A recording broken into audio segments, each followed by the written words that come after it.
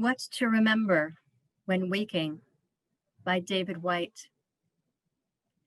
In that first, hardly noticed moment to which you wake, coming back to this life from the other more secret, movable, and frighteningly honest world where everything began, there is a small opening into the new day, which closes the moment you begin your plans.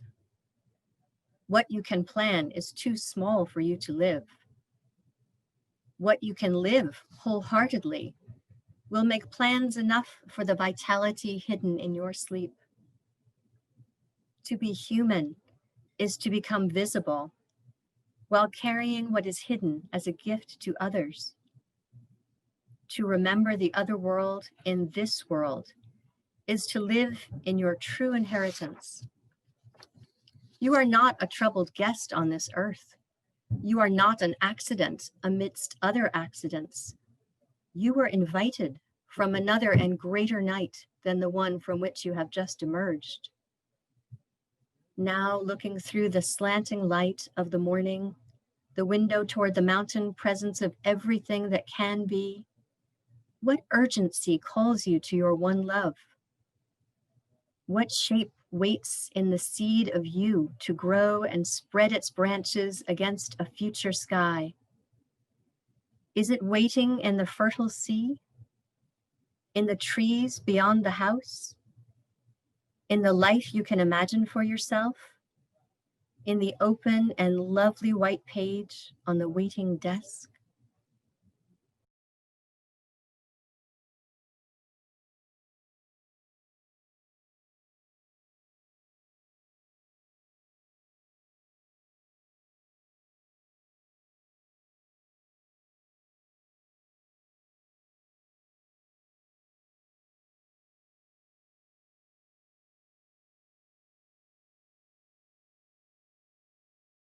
Good gloaming, friends.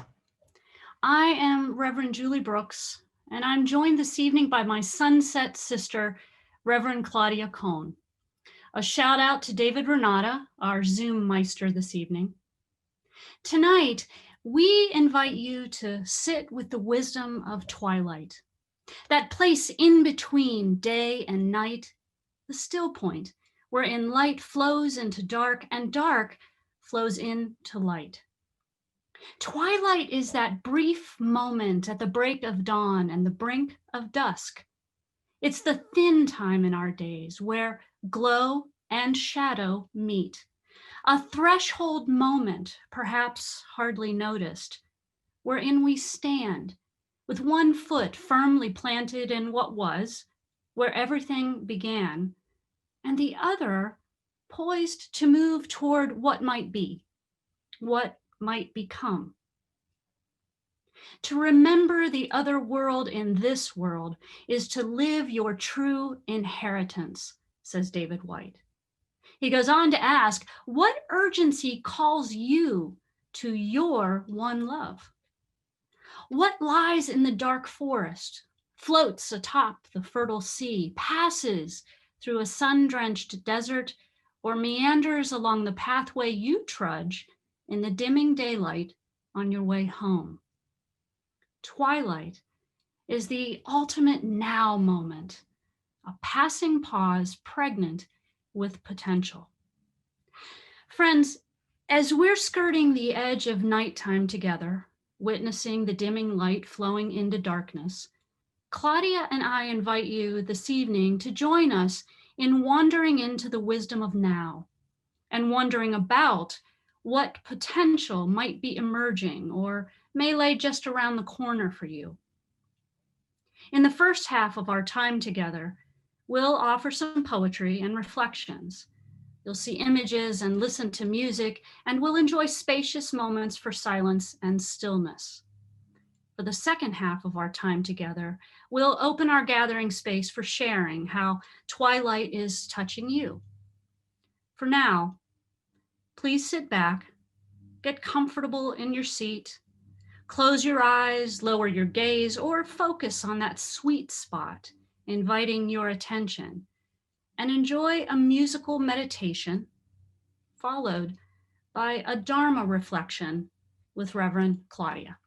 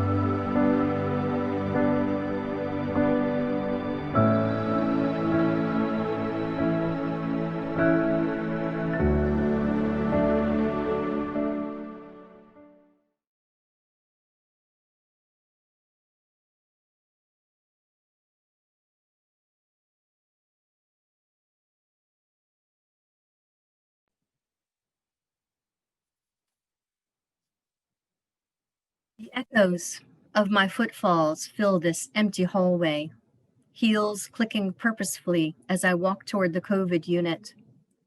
I work as a chaplain in a busy city hospital in Brooklyn, a trauma hospital, and most of the time all of the units are full.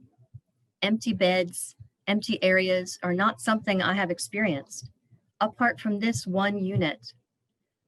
Until the spring of 2020, this was the psychiatric ward, a place where vulnerable people could be safely assisted with their medical needs until they could move to a location for further treatment.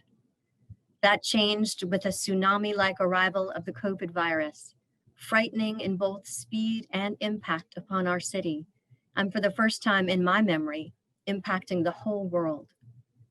We all felt the virus creep into our lives, endangering ourselves and our loved ones, invisible, relentless, merciless. By March, the psychiatric patients were brought elsewhere for treatment, and this space was used for the care of acutely ill COVID patients. Unlike the rest of the hospital, the rooms here are never shared. Instead of curtains separating patients, there are walls and doors. Each room has one patient and enough space for a team of medical practitioners to crowd around the bed and do the life-saving work required, plus a door to close the room and its air off from the communal corridor. Once this became a COVID ward, anyone entering these rooms would be similarly enclosed in paper and latex and plastic, shrouded in gowns, masks, and face shields. My thoughts often stray to the experience of those hours, patients suddenly ill, feverish, struggling for breath and awareness. Possibly these same afflicted people would be intubated, breathing via a ventilator. How shocking, how bewildering to lose control of one of the body's most basic functions, breathing. In my Sangha, we often focus our attention and meditation on the breath, which we call our Great Mother. With our first breath, we enter our conscious awareness. With our last exhalation, we leave our embodied self.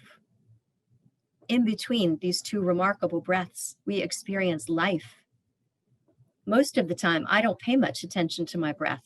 Essentially, my body breathes itself, unheated, unworried, nurturing the vehicle that allows me to live, with the steadfast nurturing of a parent toward its child.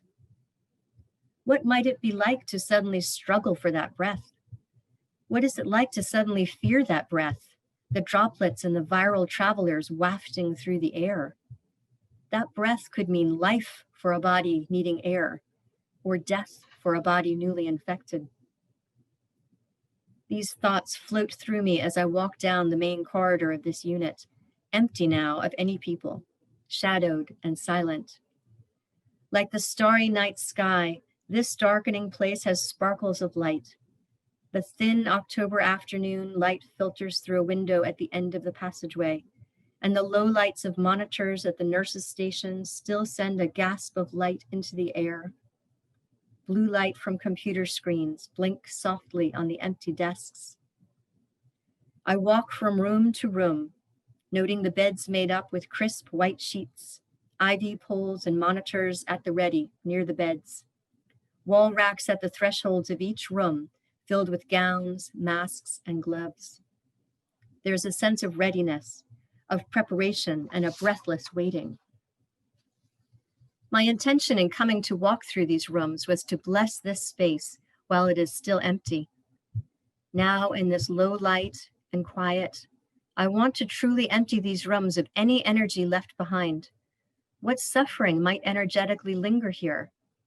Which rush of adrenaline focused on survival or rescue left an echo here? The shadows hold desperation and sorrow, hope and relief.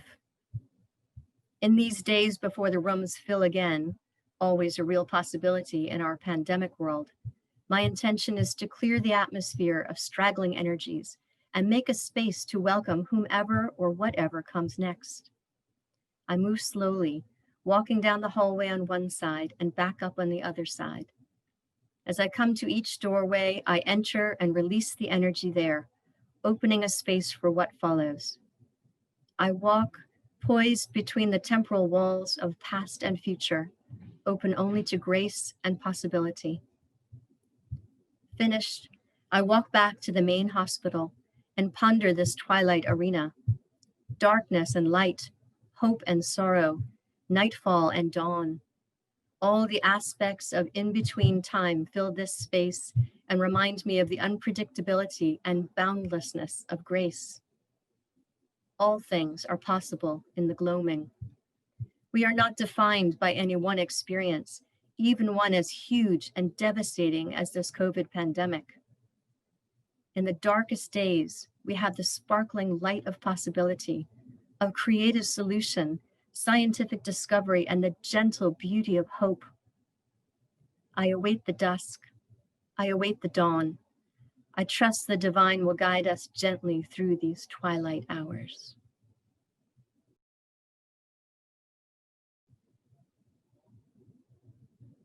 Now I invite you to sit and just pause. Sit with the energy of these words and feel your own twilight thoughts.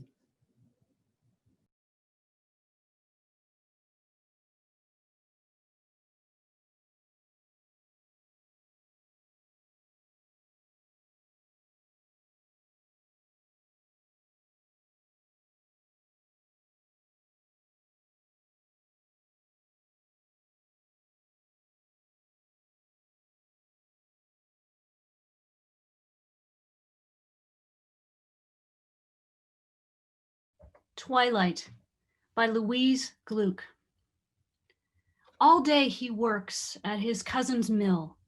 So when he gets home at night, he always sits at this one window, sees one time of day, twilight. There should be more time like this to sit and dream. It's as his cousin says, living takes you away from sitting. In the window, not the world, but a squared off landscape representing the world. The seasons change, each visible only a few hours a day. Green things, followed by golden things, followed by whiteness. Abstractions from which come intense pleasures like figs on the table. At dusk, the sun goes down in a haze of red fire between two poplars. It goes down late in the summer. Sometimes it's hard to stay awake. Then everything falls away. The world for a little longer is something to see, then only something to hear. Crickets, cicadas. Or to smell sometimes, aroma of lemon trees, of orange trees, then sleep takes this away also. But it's easy to give up things like this experimentally for a matter of hours. I open my fingers, I let everything go. Visual world, language, rustling of leaves in the night, smell of high grass, of wood smoke. I let go. Then I light a candle.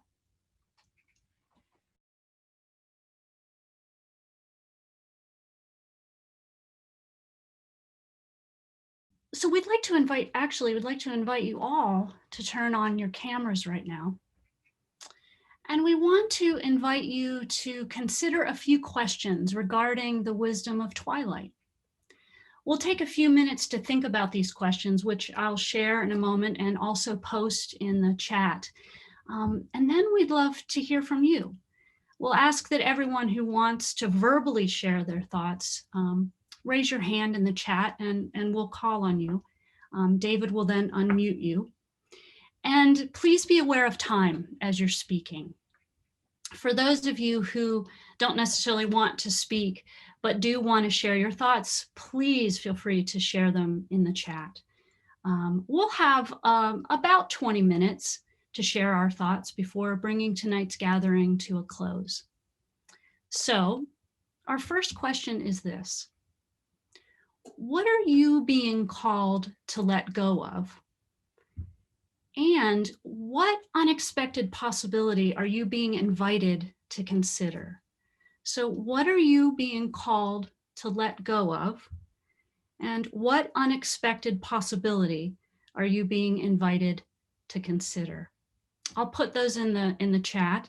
And let's just take a few moments to mull those over. And as soon as you're ready to begin sharing, go ahead and raise your hand. I also want to add that if you are not seeing everyone, you can put your view, you can change the view up in the corner to gallery view and see everyone's faces. Okay, only if you wish.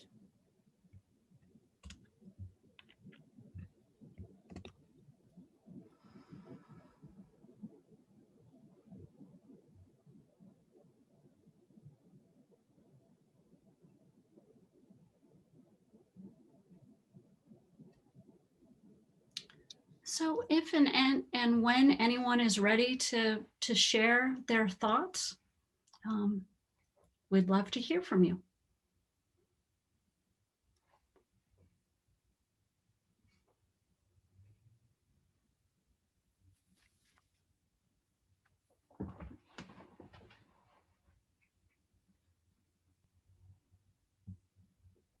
David, would you unmute Missy Solomon? Thank you, Missy.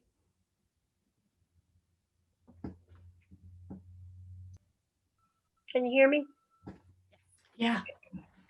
Hi, everybody. It's nice to be here. I haven't been to a One Spirit gathering or event in a while. So what came to mind for me is had a really significant change in a relationship this year. And the relationship is with my sister. And she's my dearest, closest friend. We've been best buddies since we were little girls. It's a very unique, sweet relationship that we have, and people are often sort of surprised that two sisters who are so different from each other could be as close as we are. And she moved from Charlotte, where my entire family's been living for quite some time, to the beach, to Hilton Head, which is not a bad place to visit. So that part's not too awful. But I'm used to having her around, and we are, spend a lot of time together. And during COVID, she was one of the few people, or the early parts of COVID, she was, pretty much the only person that I really had any physical contact with. So now with her being gone, and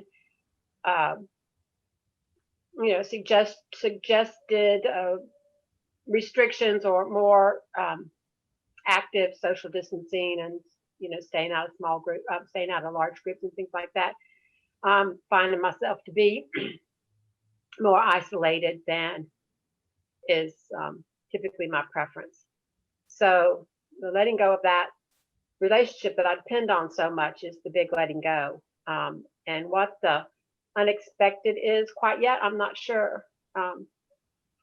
But we'll see, because that's the way that always works. Mm-hmm. So thank you for being here tonight and for letting me share. Appreciate it. Good to see everybody. Thank you. Thank you, Missy.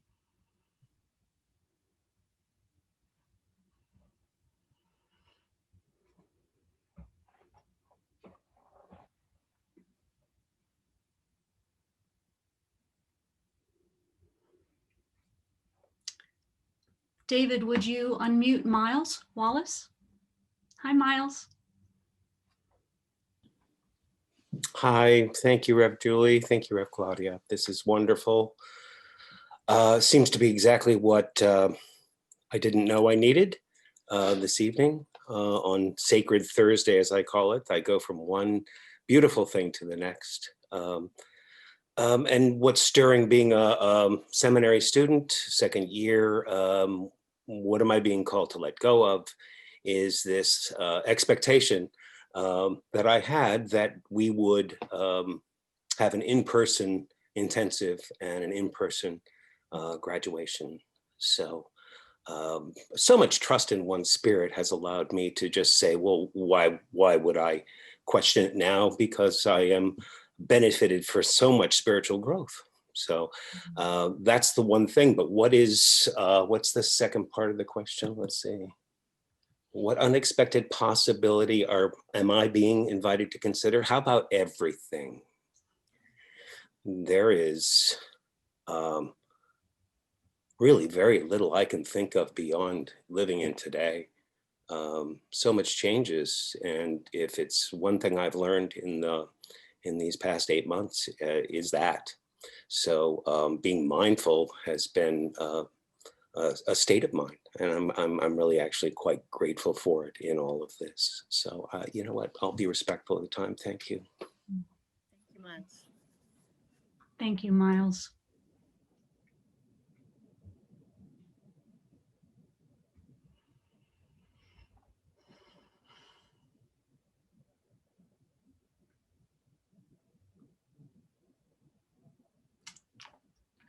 Hi, Diane.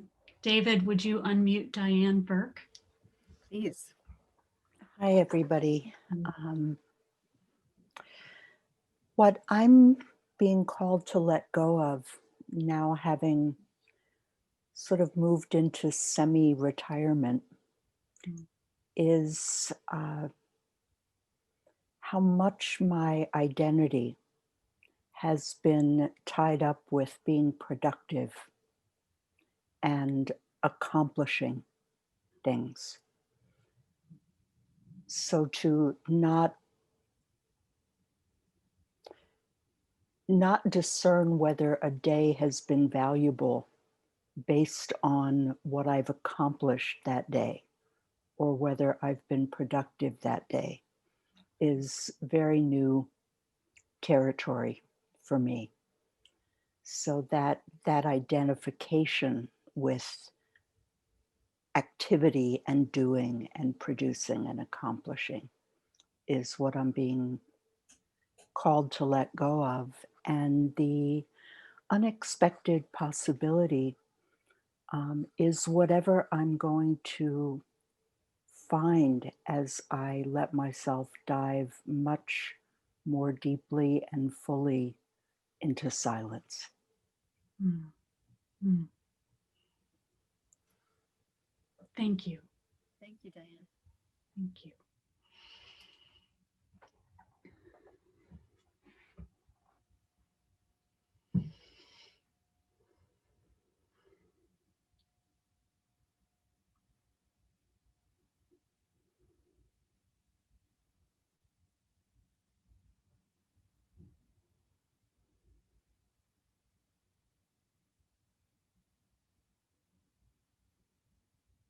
David, would you unmute Andrea Weaver?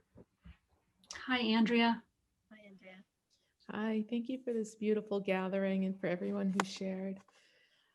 Interestingly, in this pause and quiet, I realized that I am called to let go and have been letting go of the superwoman cape and persona that I've had.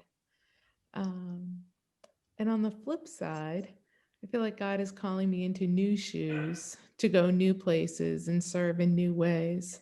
I'm a first-year seminary student, a seminarian.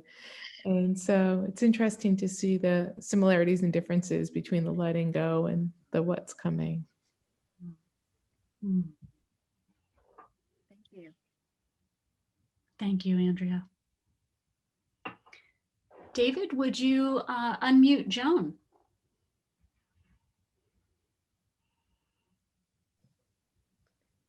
Hello, am I? Hi, Joan. Hi, Can you hear Joan. me? Yes. Yeah, we can hello. hear you. Good. But I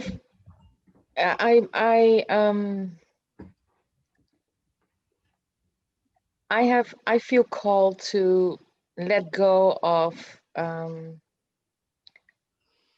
old relationship that influenced my life a lot, and I am called in a very almost I'm Dutch, I don't have the word right, in a very vivid way, in a very clear way. There's no way around it anymore, and it suddenly it's clear to me that I now also can let go. And what was the second, how did you put that? The unexpected possibility is that new feeling of what comes in place then. the surprise of finally some kind of forgiveness, or not some kind of forgiveness, and the space that I experienced because of that. And that's I'm still in the middle of that, and I'm kind of overwhelmed by it. So yeah. Thank you for sharing that, Joan.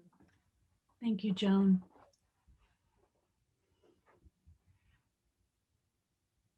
Well, since we seem to have a bit of quiet, I'd like to read another poem for you. This is called Evening by Joy Lenton. It begins slowly. Hushed silence reigns, twilight comes, the poet's pondering hour. Sky is midnight blue, wool-skeined. It gives way, yields to misty dove-gray hues. Dusk invites the thin curtain, listening to heaven's news. I watch and sigh, sky-gazing, looking lazy, magnetized by all this night offers us, and let it amaze me. Warm rose tint seeps into my consciousness. Filling clouds, I drink in pale burgundy while tumbling into rest. Ash and embers, tangerine glow tinged with red, a burning fire, vivid sky lit up for miles. I put my troubles to bed.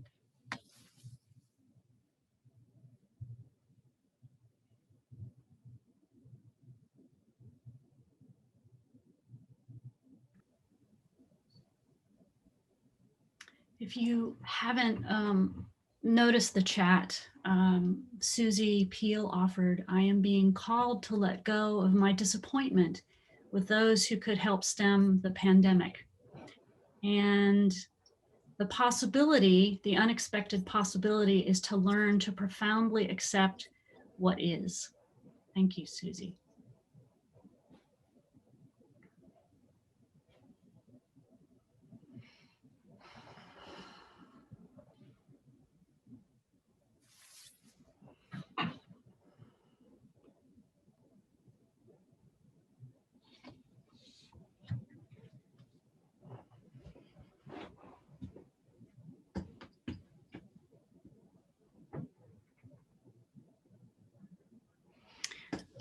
I'll share something that's interestingly coming up right now.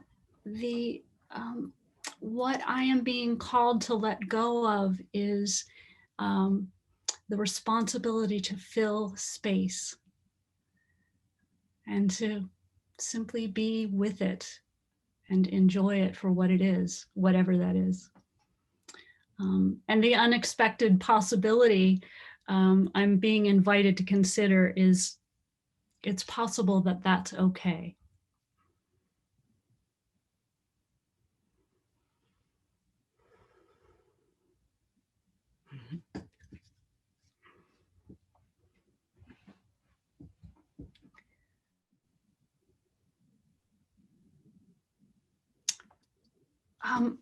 David, Christina Orchard, can you unmute her? You have, okay.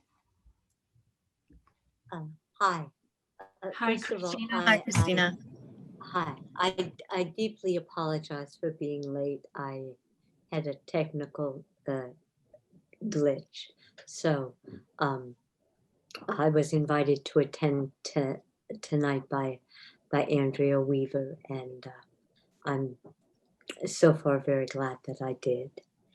And what I'm being led to let go of, not only tonight, but have been for quite some months, is let go. I'm letting go of knowing, just knowing, and embracing embracing trust and not knowing, and allowing myself to trust each day as it comes and the decisions that come with each day. and the path that is opening up to me, and the service and the service that is being asked of me, and the compassion that is being asked of me.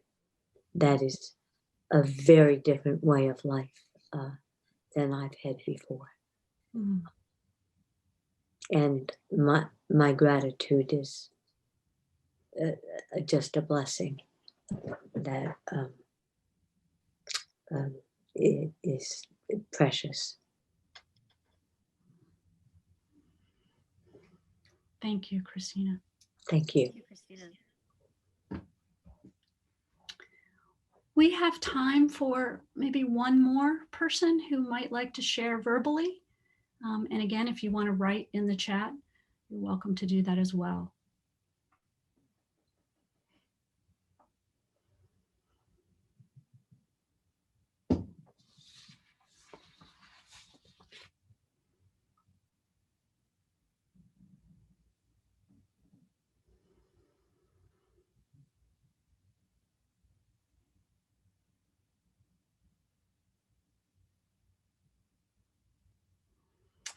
Catherine Engel did post, as I am in the midst of a chaplain residency, I am being called to release my old life or attitude of being a singer or actor first, or learning new ways of using those skills, staying open to the possibilities of what that can be. Thank you, Catherine. Thank you. And thank you all for sharing this evening. David, why don't you go ahead and start the second video?